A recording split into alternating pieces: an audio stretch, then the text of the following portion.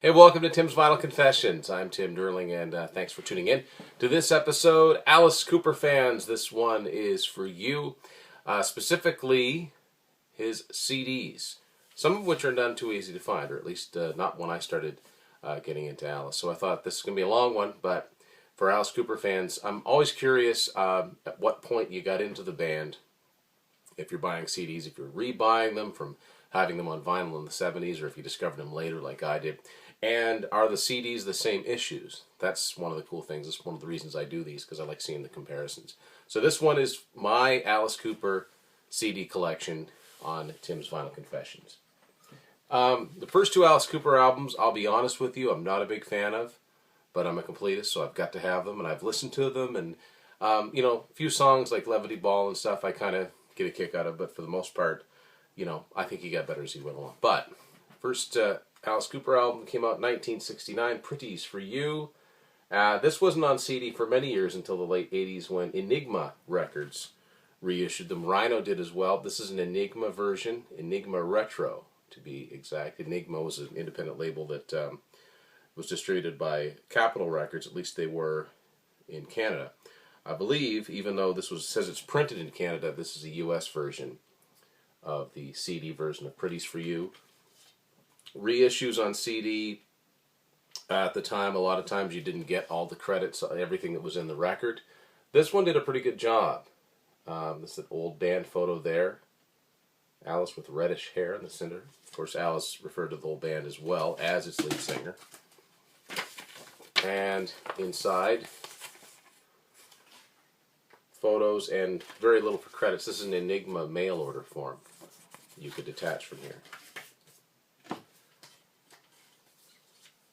So the next Alice Cooper album came out, it's either 1969 or 1970. I'm not really sure. I've seen both. And it's called Easy Action. Now, I probably need to get a new version of this. This is a complete counterfeit. Not a bootleg, but a counterfeit. I believe it's somewhere out of Russia or somewhere like that. I got this really cheap off eBay and should have known that it was cheap, that it wasn't, an Enigma or Rhino reissue. Rhino Records has reissued most of Alice Cooper's early CDs, the Rhino Rewind. And they're a lot better done, but see, the CD says 1969 on it, but I don't really believe that it's accurate. So there's the kind of the back cover, what it was supposed to look like. But again, it's just a single panel card here. There's no point in me taking it out. Not a legit copy of Easy Action. And something, I think this is a good place to talk about. If you're just getting into Alice Cooper, consider this a PSA. Consider this a public service announcement concerning Alice Cooper. Because I would hate for someone to have their first taste of an Alice Cooper album be what I'm about to show you. In 1969, the Alice Cooper Band performed at a festival in Toronto. John Lennon and Yoko Ono performed there. Ronnie Hawkins performed there. I believe Gene Vincent performed there. Alice's performance, I believe this is the infamous one. I think it's the same time he threw the chickens out into the crowd and that whole story. But his performance was recorded poorly, and it has been bootlegged countless times since then. And to this day, you can still see CDs, and then back in the 80s and 90s you saw cassettes, making it look like it was more recent than it was, with, for the most part, incorrect song titles and just very poor recording, and doesn't even sound like Alice. As a matter of fact, I think a couple of songs on here are Ronnie Hawkins, are not even Alice. But the same recording keeps getting, sometimes it's called Nobody Likes Me, sometimes it's called Freak Out Song, sometimes it's called Painting a Picture, different artwork. So, but I figure somewhere along the line, if you're really into Alice, you need to have a copy of it. And I think I bought this at Walmart for $3.99. This one's called Nobody Likes Me. Now, as you can see, that's a photo of Alice from the Constrictor, Raise Your Fist and Yell era with Kane Roberts behind him. And I'm going to guess that's Kip Winger, because it looks like a Spectre bass. That's not the era covered here. This is early material for Alice. Ain't That Just Like a Woman is not Alice. I'm not as familiar as I should be with all of these songs. I know that I've written Home to Mother is actually Lay Down and Die Goodbye. Nobody Likes Me is the only song that's actually correct. I would hate for this to be somebody's introduction to Alice. Like, well, this sucks. Yeah, it kind of does.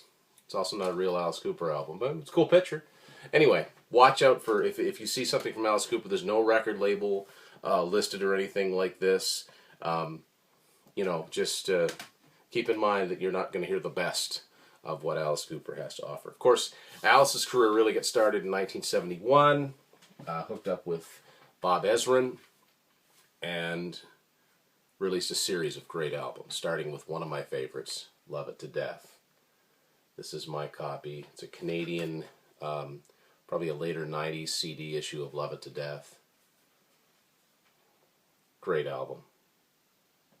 Great, great, great album. If you're not into the theatrics or whatever, don't let that throw you off. Listen to this album. There's great songs in here. Yeah, granted, there's some theatrical stuff in here. Black Juju is like that, and Ballad of Dwight Fry. But great playing, great songs, catchy choruses. This was really, in a lot of ways, this was Alice's first album. And this isn't a reissue as far as remastered or anything like that. So there's not much in this compared to what there would be. And as in the All Warner Group CDs, there's a page of notes about the album. Very brief history of the group up to that point. So next up is 71, same year, very prolific. Iconic album cover, would have shocked at the time, Killer. And this version I have here is a Canadian issue. Another great album. The best songs on here, like Under My Wheels, Be My Lover, Desperado, appear in various other forms. So I'm actually not as familiar with, I don't put this particular album on as much. There's the back cover. But a great album nonetheless. Much like Love It to Death, very sparse. It originally came with a 1972 calendar of Alice being hung, which again I'm sure thrilled parents to no end, and another page of notes. The single best known Alice Cooper song from the band era is obviously School's Out, and that was the name of the album that came out in 1972. Great album artwork, really cool on vinyl. Matt and I showed our Alice Cooper vinyl off so you could see what School's Out was all about, how it opened up like a desk, but the CD couldn't do many of those things, so they just kind of put it in there. Like the artwork though. This version I have here is a Canadian Columbia House version on Warner Brothers.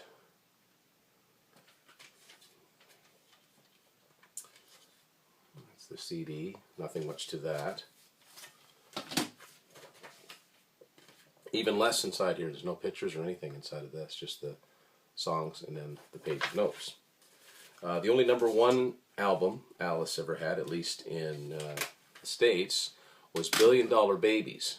I originally had a Canadian Columbia House issue of just the original one. Passed that along to someone when I got the Rhino Deluxe reissue of $1 Billion Babies. This comes closest as far as CD reissues to make this look like the wallet that it actually was made to be in record form. And kind of goes without saying, this is a fantastic album as well. This came out in 2001, but 1973 originally. This has all the bells and whistles as well as a CD could provide, because the packaging inside this vinyl was pretty great. It also came with a bonus disc of some live tracks, a couple of harder to find songs. Harder to find if you don't have his box set, that is, which I'll talk about his box set when we get to it. Booklet inside of the album, and all the lyrics to the original songs. A nice write-up. The Rhino issues are always well done. You learn a lot about whichever artist it is by reading them, and so this is a good one to have, and that's my version of $1 Billion Babies. Now, an album that came out after that, and the final Alice Cooper band album, kind of gets the short end of the stick. It came out during, the band wasn't getting along very well, and it was just the eve of Alice becoming Alice, the solo artist, and going through a variety of band members. But I still think that even towards the end, they still managed to put together a good album. I actually really like this album a lot. For years, it was hard to find on CD.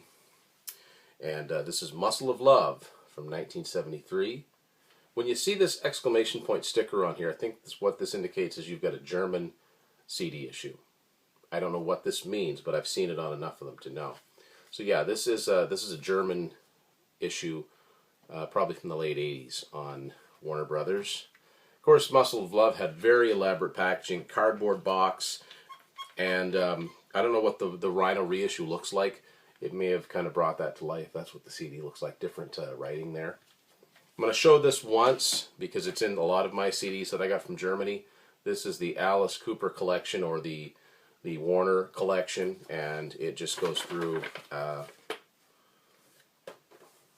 It starts off with Love It to Death. It doesn't get into Pretty's for You, Easy Action. It's got all the Alice Cooper albums that he did while he was on Warner Brothers and or Atlantic, including the box set and this definitive Alice Cooper, which I don't have.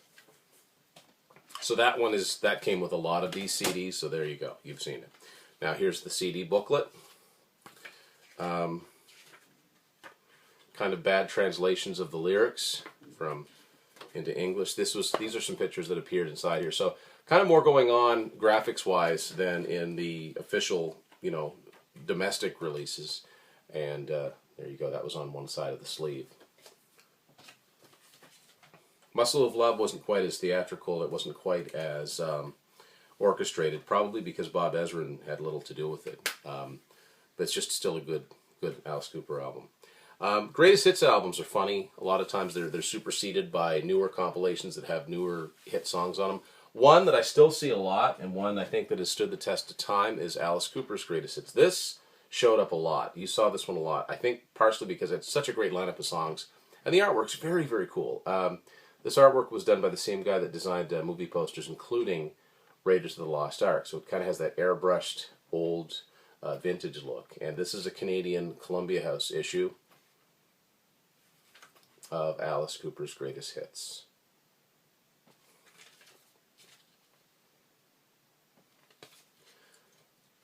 Looks really cool on vinyl.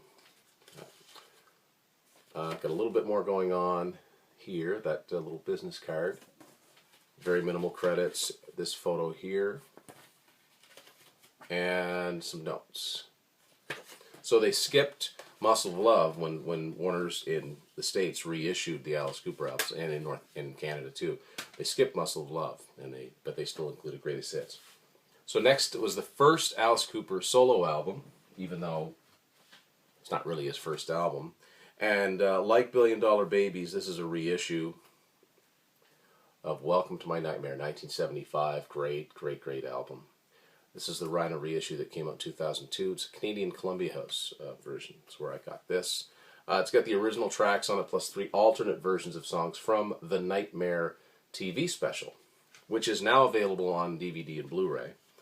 And I like when Rhino does the reissues. They get the details down, like this label, which is made to look like the record with the green and red Atlantic logo. Not quite as in-depth as the Billion Dollar Babies reissue. There's a write-up inside here by a guy named Jeffrey Morgan, I think he was a writer for Cream. Yeah, he was. Canadian guy, and he also wrote some of the liner notes inside Alice's box set. If you've just got the standard version of Welcome to My Nightmare, you're not missing much. Next one to come out is another... actually, the last of Alice's studio albums of the 70s to get a proper CD issue domestically prior to Rhino Records reissuing them. And it was a gold album. It was his last gold album in the States for many years. One of my all-time favorite Alice Cooper albums. I love this album. Alice Cooper Goes to Hell. And creepy album cover, suitably creepy. The color's all washed out. There's no detail there. This is actually taken from a picture inside of Billion Dollar Babies. And this is a Canadian Columbia House issue. Some of this album's really mellow, but it's a concept album, kind of a follow-up to Welcome to My Nightmare. Even though for reasons I've never really been sure of, the Welcome to My Nightmare album broke the string of albums on Warner and was on Atlantic, and even though it's a related label, it is a different label. But he's back on Warner Brothers now. There's your notes that would appear here. And this one's actually got all of the credits and the lyrics that came with this originally, which makes it a little bit unique. After that, as far as filling in the collections go, you had to resort to imports. Next thing to come out was in 1977. Alice was trying to reinvent himself as this Maurice Escargot, this sort of alcoholic detective.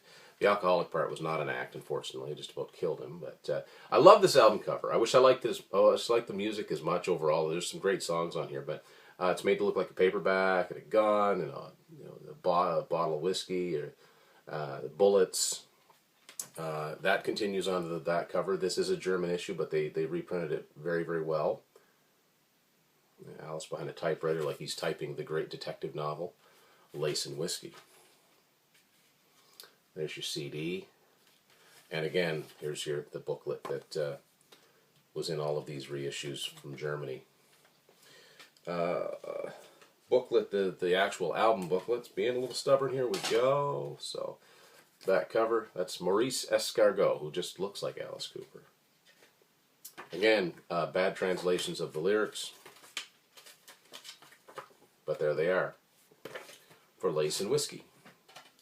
Now we return to a CD that was released domestically back when the early CDs were, probably because it had more of the hit singles on it. Alice did a live album in 1977 called The Alice Cooper Show. In my opinion, a very lackluster live album. He doesn't even like it himself, so I don't mind saying it. I don't like this album at all. Love the songs. Great songs. Very boring performances. I'm sure the shows themselves, as you can see here, the guillotine, mobster, some kind of one-eyed monster thing here, very exciting. But to listen to this, well, I don't. I just don't. This is a U.S. version of the Alice Cooper Show on CD.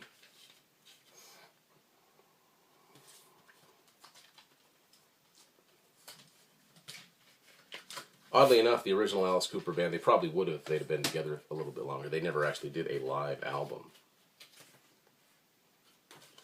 Just a few more pictures from what would be inside the record. List of all the players. Again, great band, and just not very good performances of these songs. And a page of notes.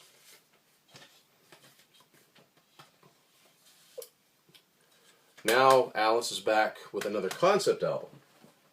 1978, From the Inside. There's another German version, as can be seen there. The vinyl version of this is very, very cool. If you get a chance, pick up the vinyl. It opens up. All kinds of hidden things inside of it. It was the golden age of vinyl. The 70s truly were. Back cover opened up too on the record. There's the CD.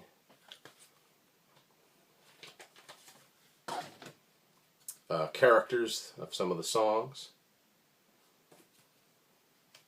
Oh, if you look really close too, you can see kind of looking here.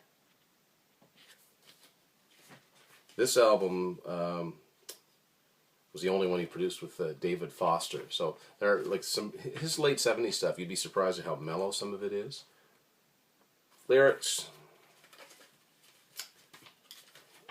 And one more of that cover photo of Alice. Next, Alice moves into the 80s and a period which is obscure even for him. But I think that there's most of these albums are just great. People look at me like I'm crazy, but the first one is probably my favorite. 1980, says right here, Alice Cooper 80, Flush the Fashion. This album actually went gold in Canada, and the song Clones charted much higher in Canada than it did in the States. Very different sound for him, although there are some pretty typical Alice-sounding songs on here, like Model Citizen comes to mind. Very different look for him, short hair, kind of going for a new wave thing, which worked to varying degrees. I think he was still doing fairly good on the road. And again, Clones was a minor hit, and this album went gold in Canada, even though it never did get reissued. It's kind of one of those things. And when I say it went gold in Canada, it did not in the States. All the original lyrics and credits are in here that were in the record. This album is probably 28 minutes long altogether. It's a short little thing, but I really, really like it. I'm a really big fan of this album. Next up, he kind of got away from the New Wave period a little bit and went into more of what you might call a military drag look. He started reading Soldier of Fortune magazine and got really into guns and the military and like overseas fighting, and not really, but just as a concept. To be fair, it was in the news a lot, and he was kind of off the wagon. Special Forces, 1981. Another German version, as you can see here. I like this album a lot too. It's kooky and strange, like all of this stuff from Alice in this time period is. There's your back cover. Now, talked about this in the vinyl episode. You see this red bar across here. If you look at the vinyl, if you've got an original vinyl, you'll see a song title listed that wasn't on the album. Look at you over there ripping the sawdust from my teddy bear. That eventually made its home on the box set, or a version of it, but it was recorded for this album, didn't make on the album, but the cover had already been printed. But when they did the CD, they just, I don't know why they didn't do a better job getting rid of it, but there you go. There's the CD. And there's the logo he was using for this time period and this tour, which is one of the last tours he did for about 4 years. Lyrics are in here, and that's about it to Special Forces. Not a lot of pictures going on. But a great album, weird album, but I like it a lot. It gets weirder. Believe it or not, it actually gets weirder. Like, people talk about Alice Cooper being this outrageous performer, and the snakes and the guillotines and the electric chairs. I think his weirdest stuff is happening right here in the early 80s, the time period we're talking about. Next up, 1982, I give you Zipper Catches Skin. I don't know how well you can see that. It says Alice Cooper up here in red. I don't know if it's better if it's closer or farther away. What you see printed on here are all of the lyrics to the songs. Very hard to decipher and follow. And then along here where it says Zipper Catches Skin, looks like it happened. Yeah, this had the typical Alice sense of humor. This came out in 1982, and it's Warner Brothers, of course. Long stretch on Warner Brothers, although we're almost at the end of it. And from the back cover you can see that, again, Zipper Catches Skin. He doesn't look very happy. And very different looking, too. There's your CD. Back of the booklet. And like most of them, the lyrics. And a little bit more in here. There's your page of credits. The final album that Alice Cooper did for Warner Brothers as a new album came out in 1983. It was called Dada. Very strange album. Very strange album cover. This one is sort of like Def Leppard's Retroactive. If you look back, you'll see there's a skull going on there, but if you look close, it's just an optical illusion. And that actually says Dada. This is not one of my favorite Alice Cooper albums. I think there's some great songs on here. The production's very dated. I think drum machines were used for most of the songs on here.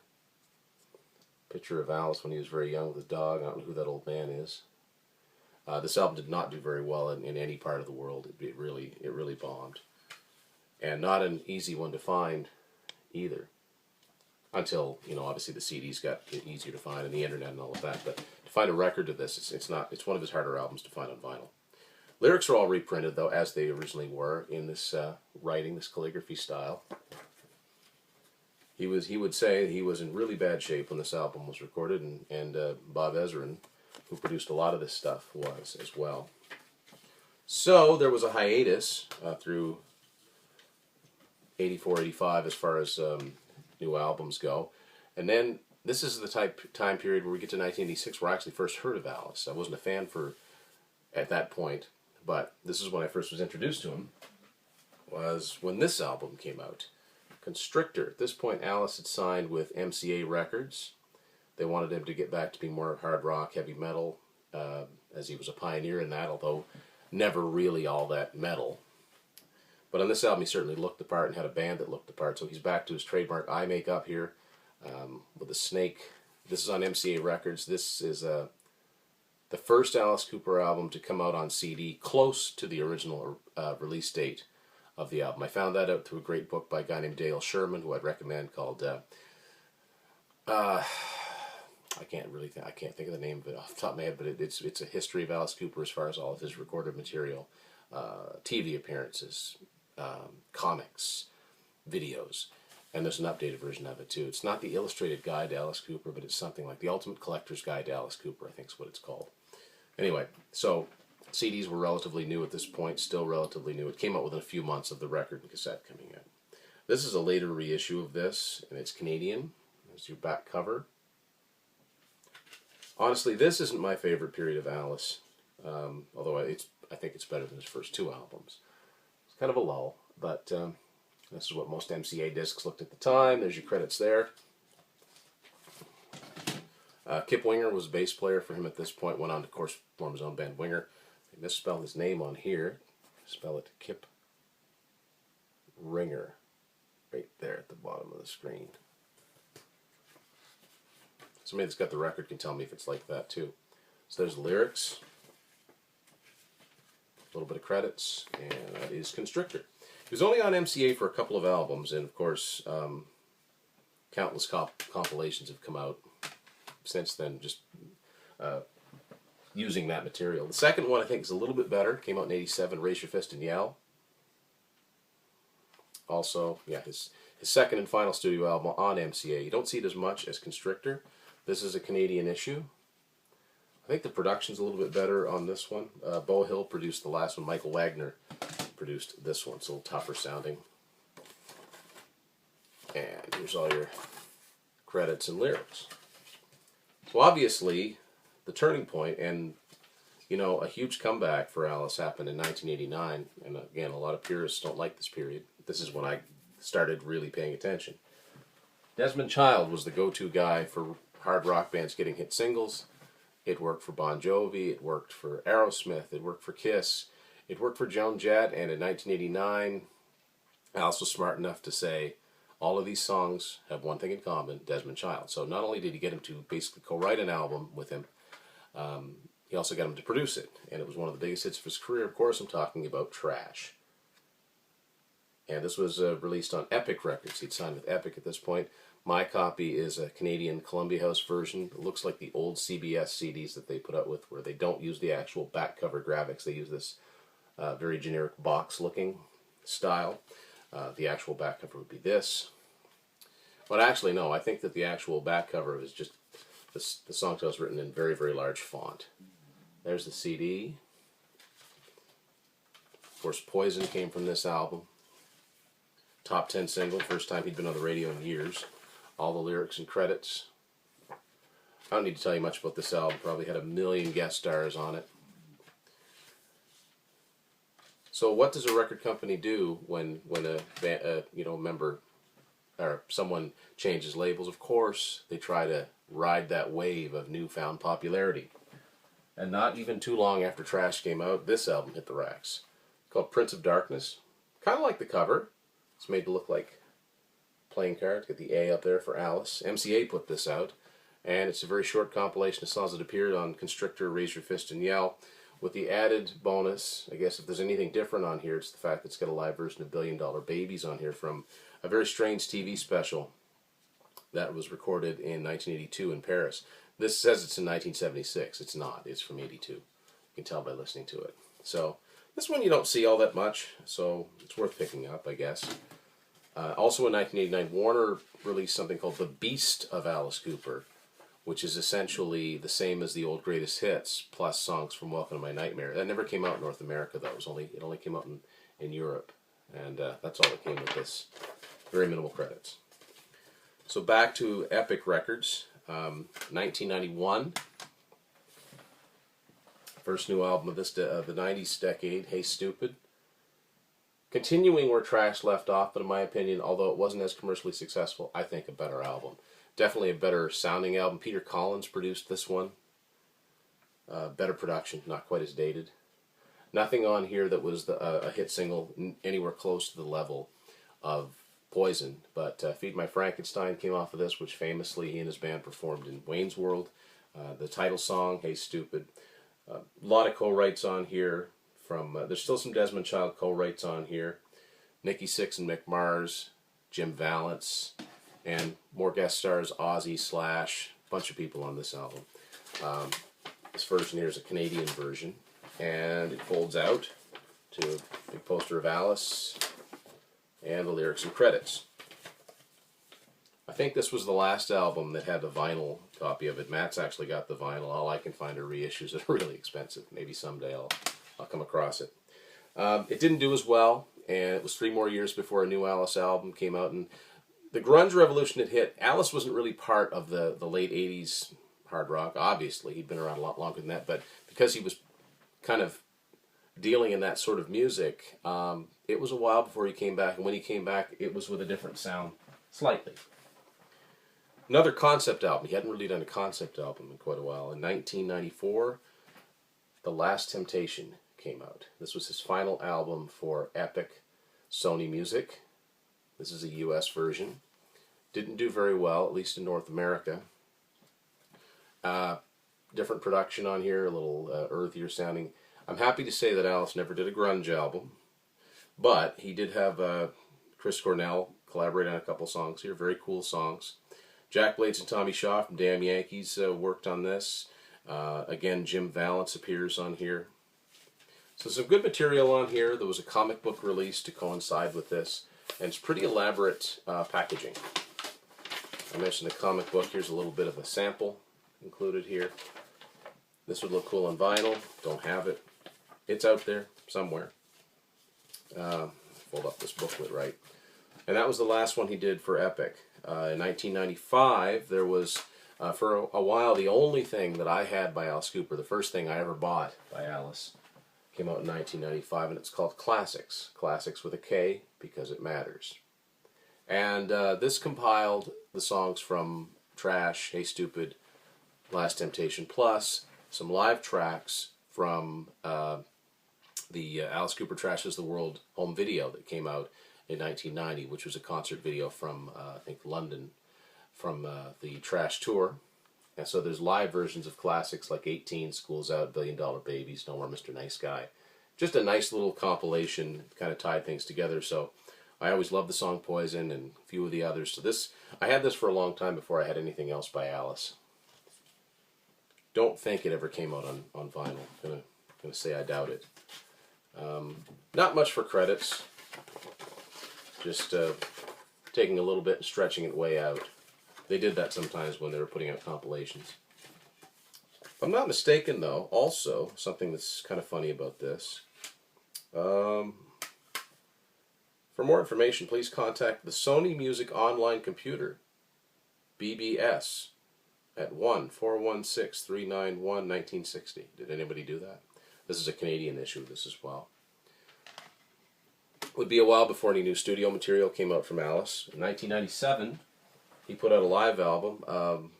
Vast improvement over his previous Alice Cooper Show live album. This one's called A Fistful of Alice. Hugh Syme designed this album cover, and he's kind of used this basic framework here for other artwork he's done. This was on a label called Guardian Records. The version I have is distributed by Columbia House, and it's Canadian. He had a good band doing it, maybe a little clean sounding. I don't know if that makes any sense, but a little bit too perfect. There's not enough grit. I think he's had different backing musicians over the years, many different ones. Some were more successful than others, but good versions of these songs on here. There's 12 live songs and one new studio track here called It's Anyone Home. If you got the Japanese version, there were a few other versions, I think 3 more. One of which was Clones, which I've never listened to, but I'd like to track it down because I love that song.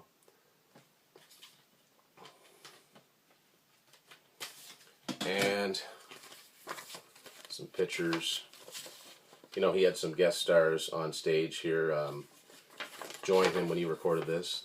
There's Slash, Rob Zombie. Recorded this at Sammy Hagar's Cabo Wabo Cantina, and Sammy joins in, I think, on School's Out on guitar. This album came out, it's been reissued with different names. This is the one to get, the original version, or be honest, get the foreign version of it with the extra songs. So compilations galore. Most I don't bother with. It looks like we've got a lot, but there's a lot more. I actually sent away for this one, this Australian one, that came out in, I think it came out in 1998. It's called Freedom for Frankenstein, Hits and Pieces, 1984 to 1991. And on a label called Raven Records, which did reissues. They must have had permission to do it. I got this one, I think, off Amazon. There's some live songs on here from a radio show that Alice did in the Hey Stupid era, but the main reason I got it was for track 13 on this album. Great tune called It Rained All Night. It Rained All Night was the B-side of the Hey Stupid single and was on foreign versions of the album. Fits right in with the rest of the album, but just didn't make the final cut. But I wanted to get a good version of it without buying Hey Stupid again, which I already had. Really thick booklet inside of here. Basically goes through his career.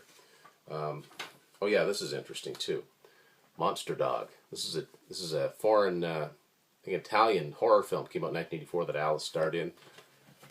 If I ever saw it on DVD cheap, I think I'd pick it up. I'm not even a horror movie fan, but I think it would be fun to watch. And he also did a couple songs on the soundtrack too. So yeah, that's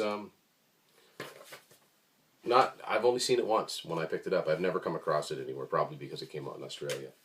Next thing I'm going to show you, I'm just going to give you a little teaser of it because episode that's coming up, Matt and I are going to go through some of our favorite box sets. So this one, in 1999, has been long rumored, about 5 years in the making. This is Alice Cooper's box set called The Life and Crimes of Alice Cooper. So it looks like he's locked up there. Of course, it's on Rhino. A 4-disc set. And I got this when the Columbia House would sell their box sets for half price. Excellent compilation. Tons of unreleased material. And a good, solid introduction to anybody that wants to go a little bit deeper into the Alice Cooper catalog. If they've got the original greatest hits, maybe they've got trash. If they said, I want to check out more of his stuff, this is the place to do it. And I'm not going to open it any further because we'll go in depth on this when we do our box set episode. So at this point, it had been 6 years since Alice's last studio album. There were some label troubles. In 2000, he started a very, very prolific patch where he was much more active at putting out new music than I would say anybody in his immediate peer group. More than Kiss, more than Aerosmith, more than Van Halen, more than just about any band you can think of. Probably because it's just him, and he calls the shots. That's my guess. But got off to a great start, and this is the point where I really started paying attention to Alice and buying the albums. The first new album I bought from Alice was Brutal Planet. This came out in 2000 on Spitfire Records. It's been reissued on other labels since then. This is a heavy, heavy, heavy album. This was sort of Alice's quote-unquote new metal album, meaning that it was just a lot of down-tuned guitars, as was the case. He had a fantastic band backing him up at this point, including someone who had played with him previously, that being Eric Singer. Eric was on hiatus from Kiss at this point. Great, great album. Had the pleasure of catching this tour. Met Alice very briefly, met Eric very briefly, got Eric's autograph. This is pre-cell phones, at least pre-me having a cell phone, no pictures, but it was a really cool time. So I'm in Portland, Maine. The Brutally Live concert VHS, DVD is pretty much the show we saw. It's a sort of a post-apocalyptic show, and that's what this concept album is about. It's great. It's great. It's so good. I mean, here we are, you know, at age 52, he's putting out the heaviest music of his career. I would recommend this album to anybody, even if you don't think you like Alice. If you like metal, put this album on. See what you think of it. So he followed it up the very next year with almost part 2 of Brutal Planet. Unfortunately, I almost sort of think maybe it was 1.5. I don't know. It's not quite as good, although there are some great songs.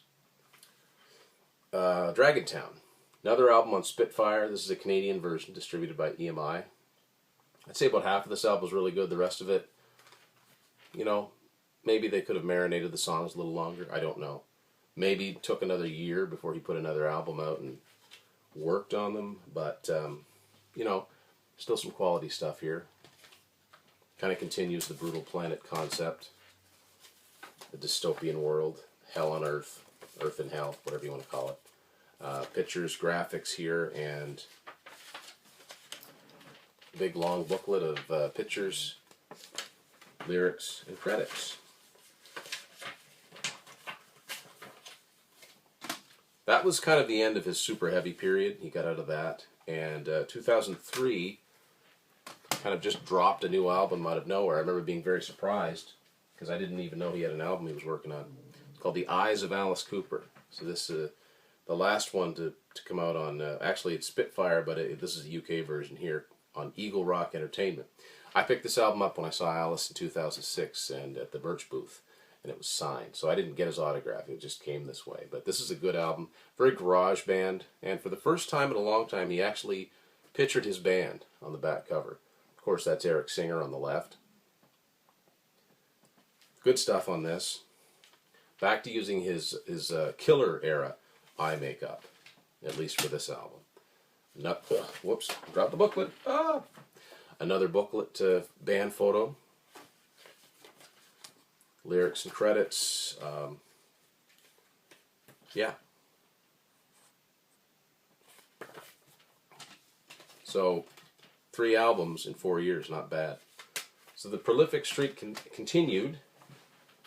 In 2005, he released another good album called Dirty Diamonds. This is a digipack version, unfortunately. It's his one album he did on this label called New West Records, which kind of probably went under as soon as it came out. Kind of like Cheap Trick and Red Ant Records. Good album, though. Kind of very similar sound to the last one. Caught this tour the second time I saw Alice, so it was the year after that. Helix Open, that was a great double bill. A diamond studded mirror. Some of this stuff is kind of very throwback sounding. Just something fell out of the CD, or I'd forgotten about his guitar player, Kerry Kelly, at the time, who's been in a lot of different bands. Rat, I think he's in Night Ranger now, or maybe I'm getting him mixed up with someone else, but it's one of his guitar picks. Must have caught that one from the stage. Forgot about it. That's fun when that happens. Then there was another little break. 2006, 2007, no new material from Alice. But 2008, he came back with a new album. Along Came a Spider. Now, that title had been floating around his orbit since The Last Temptation. So, it finally came out in 2008. This version of it. On a UK label called SPV, which at this period had a North American division. Whitesnake's Good to Be Bad also appeared on this label.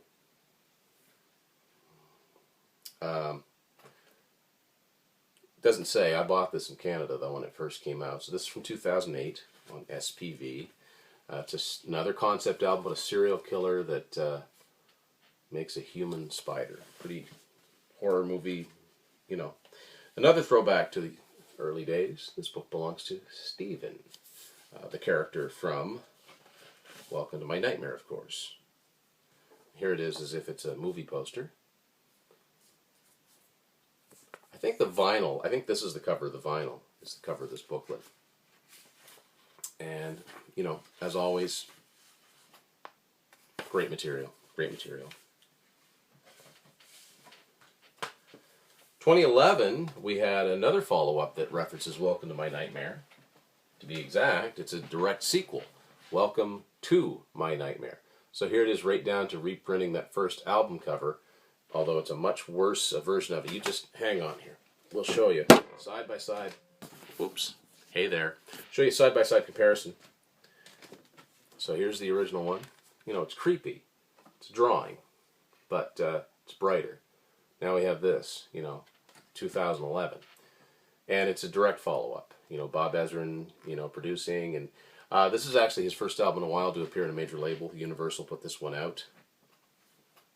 Good stuff on here. Some live bonus tracks, which are a little pointless because they don't fit in with the rest of the album, but, you know. So there you go. Welcome to My Nightmare.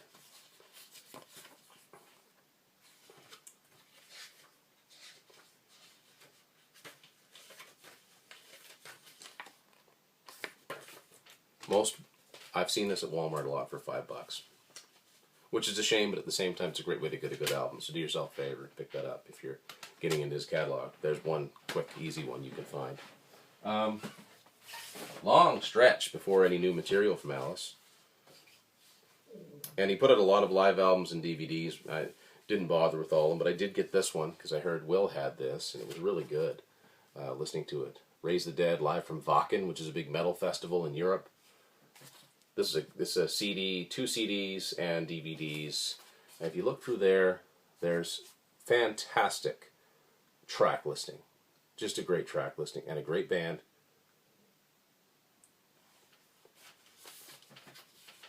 Graveyard packaging here. There's your the discs, and the booklet that comes with this is pretty in-depth. Very, very thick booklet.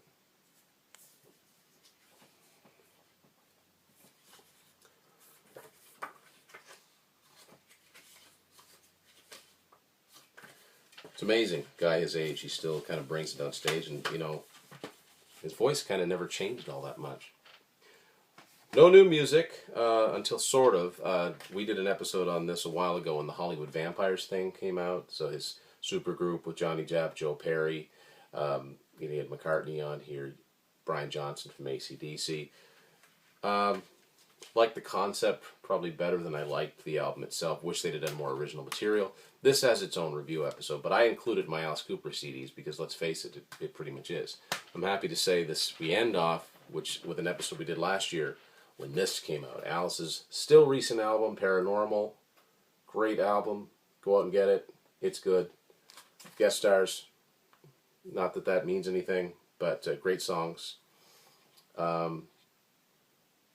You know, live songs on side 2 and 2 really okay songs with the original band.